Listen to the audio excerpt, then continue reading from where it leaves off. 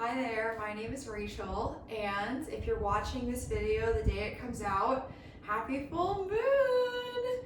We had a full moon last night, and for those of you who have never paid attention much to full moons or new moons or what the moon is doing, I will briefly share a little bit of information before we start, as today this class is going to be themed around the moon. So traditionally, as you can imagine, as you think back on different people groups who have lived throughout history, most people paid very close attention in the past to what the moon was doing. It impacted their daily life. So for example, a full moon, like we just had, was very important. Many people may have been harvesting their crops at this time because the light was able to help them to do that. So traditionally, for the same reason, as the full moon light illuminates things, we reflect on our lives and take inventory of where we're at. Perhaps if you have different goals or a certain place that you'd like to get to in your life, take inventory today and see how your decisions and your actions have impacted you up into this moment to get you where you'd like to go. As the moon moves into Sagittarius, this specific moon that we're in right now, that when this video is coming out, it encourages us to reflect and be curious about different things, to be lifelong learners. Maybe that's internal curiosity about yourself in our reflection. It also asks us to beg the question of ourselves. How has our fear influenced our decision making up until this point? Have we made decisions motivated by fear? Was that fear coming from a place that helped us stay protected or safe? Or was that fear holding us back and controlling us from being able to live at our fullest potential? Ask yourselves these questions today and see how you can open up courageously as we move into this next phase of the moon. We'll start our practice today in meditation, laying on our backs. Bring the soles of your feet together, knees splay out in Supta Baddha Konasana. If you like, you can place your right hand on your belly and your left hand on your heart, and then gently close your eyes. Begin to feel into this present moment coming into your body. Maybe starting to take that inventory of how you feel in your body. Perhaps you feel tightness in the groin area as your knees open like the pages of a book. Maybe you're feeling the ground supporting you behind your shoulders, between your shoulder blades. Maybe a gentle release in the tightness we tend to carry in that area of our back. Taking it a layer deeper and now noticing your breath at whatever quality it is today, in and out of your nose, without having to change it, without having to judge it, simply noticing. And then with the same indifference, with the same compassion, begin to notice your thoughts as they move through your mind. Becoming the observer of all that's around you, in you, as we begin our meditation, prepping us for our moving meditation. But today I ask you to perhaps reflect on all the steps that you've taken to get you where you are today. And then think about where you would like to go. As we open up in our meditation, what naturally starts to bubble to the surface? Maybe you notice insecurities, voices that are telling you that you're not good enough, that you didn't do a good enough job so far, that you should be somewhere else. Or maybe that you're feeling that excitement, knowing where you are right now and feel proud about the accomplishments you've made. And you're excited for where you're going to go to next. Whatever that is, can you treat those feelings with the same observance that you do the rest of your body, with that compassion as that observer? And can you allow your yoga practice to help you shift your perspective and empower you to courageously move forward from this place? Gently blink your eyes open. And then spin the soles of your feet flat, your knees to the sky. Lift your right leg and place your right ankle across your left knee. Reclining pigeon pose. Thread your right hand through that hole between your legs. Your left hand on the other side. Maybe grab your shin or the back of your hamstring and gently pull your legs towards you, like a figure 4 stretch. Maybe even use your right elbow to kind of gently draw that right knee, pressing into that thigh with that right elbow, drawing the knee away from the body to deepen that stretch as we get into the hip area, the seat of our creativity. Gently release the legs, undo the cross of your ankle, and then switch. Place your left ankle on your right knee and draw your knees in, grabbing that shin or that hamstring. And beginning that inward curiosity today, feeling into your body, feeling as you draw your legs to yourself, how does the stretch feel? You know when you meet your edge, when the stretch is at its maximum, where is that edge for you today? Release the legs, and then come to sit up and find tabletop pose. Maybe rock forward, cross the ankles, and send the legs behind you on hands and knees. From here, we'll take a couple cat-cows, something familiar, something we've done many times. On our inhale, drop the belly, lift the tail, gaze up, exhale, round, draw the navel up and in. Inhale, draw your shoulders away from your ears. Then exhale, curl, raise the spine.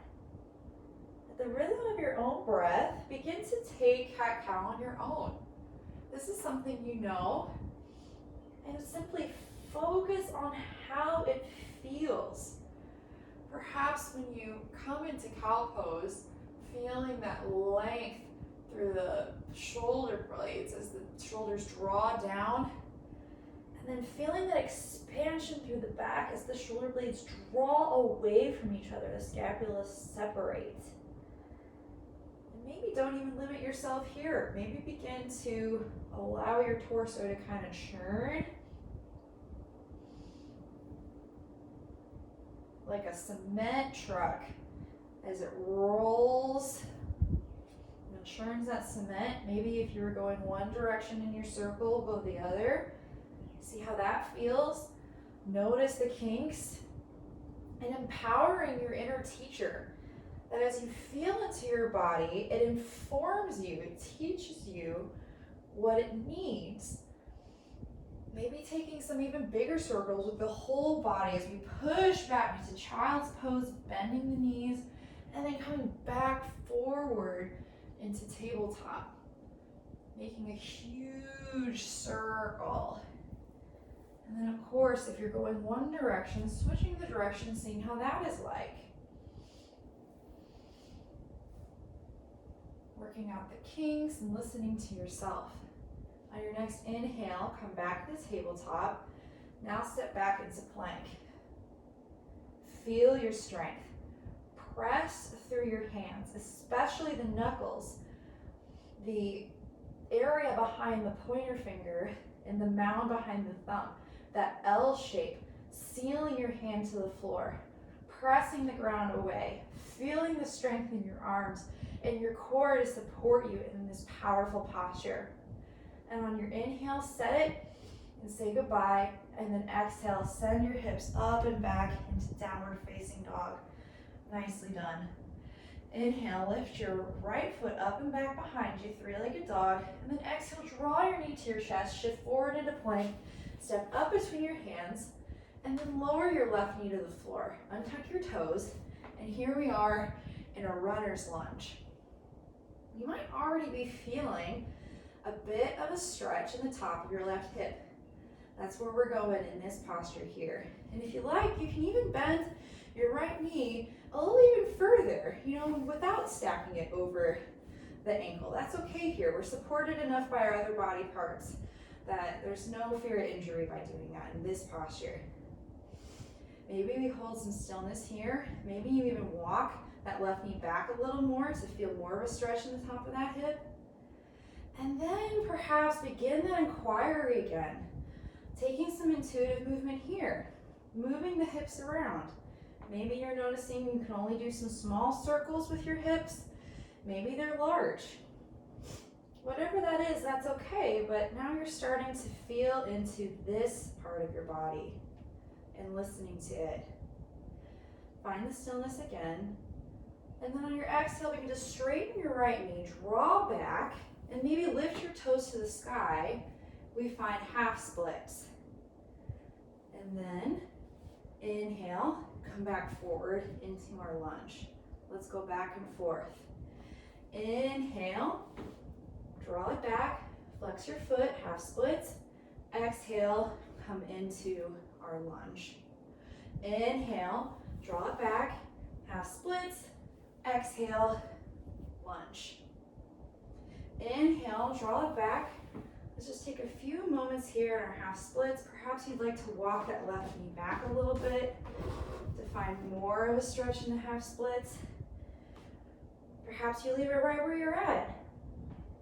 Maybe you notice you can bend a little forward over that extended right leg. Maybe you notice you're not going very far down at all. Everyone's body is different.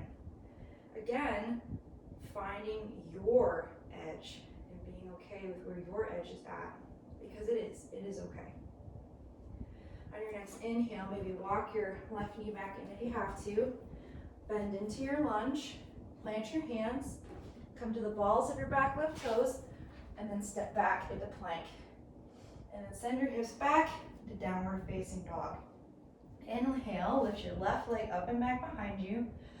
Exhale, draw your left knee into your chest and step up. Lower the right knee to the ground, untuck your toes, and here we are in our lunge. Feeling into the other side of our bodies now, the right top hip.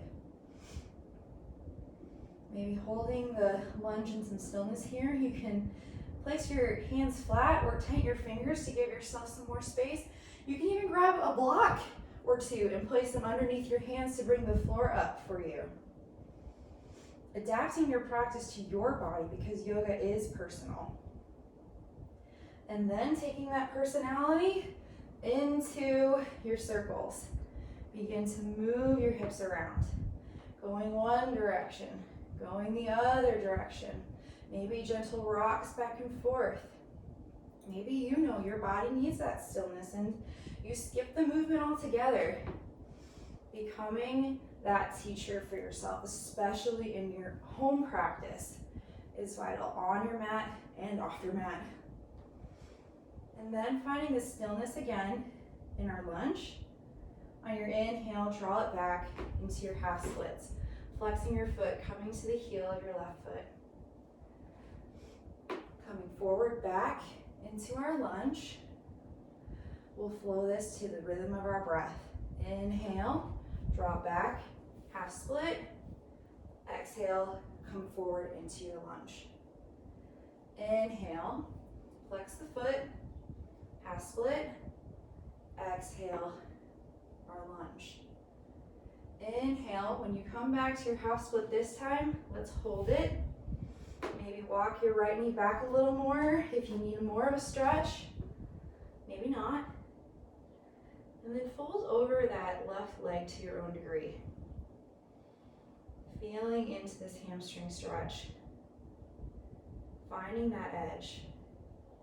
And using your breath as your ally as you breathe in and out through the nose. Sending warm energy, warm prana, nurturing prana to that hamstring, encouraging it that it's safe to let go. And then on your exhale, releasing what no longer serves you. Maybe it's that tension in your hamstring today. On your next inhale, maybe walk your right knee back in, come into your lunge, and then bring your foot to the ball of your back toes, step back in a plank, and then send your hips up and back, downward facing dog. From here, inhale, lift your right leg up and back behind you. Exhale, draw your knees to your chest, step up between your hands. Seal your back foot flat and rise, warrior one. On your inhale, grow tall as you bend into that lunge, that front right knee. One last inhale here, maybe grow tall through the arms and gaze up. And then exhale, cactus your arms, spread wide, lift your chest, shine your heart out like a beam. As if you could send your compassion, your energy, your passion for life and what you have to offer out into the world. Inhale, arms come back up. Exhale, swing them down to frame your foot. Step back into plank and take your first vinyasa. Lower into chaturanga. Inhale, upward facing dog. Exhale, downward facing dog. Inhale, lift your left leg up and back behind you. And then exhale, draw your knees to your chest. Step your foot between your hands. Seal your back foot flat and rise in strength. Warrior one. Feeling mindfully your strength in this posture as your legs support you like a warrior here. Inhale, maybe gaze up, and then exhale, open your heart, lifting the sternum up as if a string were attached right to that bone, lifting your chest to the sky. Inhale, arms come back up, gaze up, and then exhale, plant your hands and take your vinyasa, or always feel free to skip them and meet us back in downward facing dog or even child's pose. From here, inhale, lift your right leg again, and then exhale, step up between your hands, but this time seal your back foot flat, getting ready for warrior two. Blade edge parallel the short edge of the mat, and then windmill up into a warrior two. Committing to the bend in that right knee, finding our strength, finding our stability as we drive that front heel and the blade edge of that back foot into the mat. As you gaze steady out over your right hand, flip your thumb to face the sky. We're gonna mix a little Tai Chi and visual meditation here in this posture. Pretend that you're now holding a bow and arrow. A bow here with your right hand extended out. And maybe even pick one point on the wall or the space in front of you to set your gaze as if that were your target. I invite you, as you hold this strong lunge, as we get ready to flow with our arms and hold this posture, what would you like to set your sights on today? And courageously obliterate with your arrow. Inhale, draw your left hand behind your head as if you're pulling one of those arrows out of your quiver. And then bring your left hand to meet your right almost and draw it back, bending the elbow as if you set it on your bow. Open your hand. And now circle your arm, your left arm, down and back as we hold our right hand in place. And bending your elbow, place your hand behind your head as if you're grabbing another from your quiver. Then bring your left hand to meet your right and draw your elbow back. Once again, setting your sight, release. One last one. Circle your left hand down and bring it back behind your head. As you grab your arrow, set your sight, picture that goal, and then release. Nicely done. Bring it all the way back, drawing your right hand up into peaceful warrior. Then exhale, windmill your hands down to frame your front foot. Step back into plank, lower through chaturanga. Inhale, upward facing dog. Exhale, downward facing dog. Inhale, lift your left leg up and back behind you. Exhale, draw your left knee into your chest. Step up between your hands and get ready to windmill up into warrior two. Now, on the other side. Feeling strong here. Feeling supported by the earth. Feeling grounded and safe and secure. From that place of security, let's move out in boldness. Begin to set your thumb up and hold that bow. Set your sight. And now with your right hand, begin to place your right hand behind your head. Grab that arrow, meet your hands together as you knock it in your bow and draw it back, bending your elbow. Release. Nicely done. Circle your arm up and back behind you as your hand goes behind your head to grab another from your quiver. And then set it in your bow. Draw it back, set your sights, and release.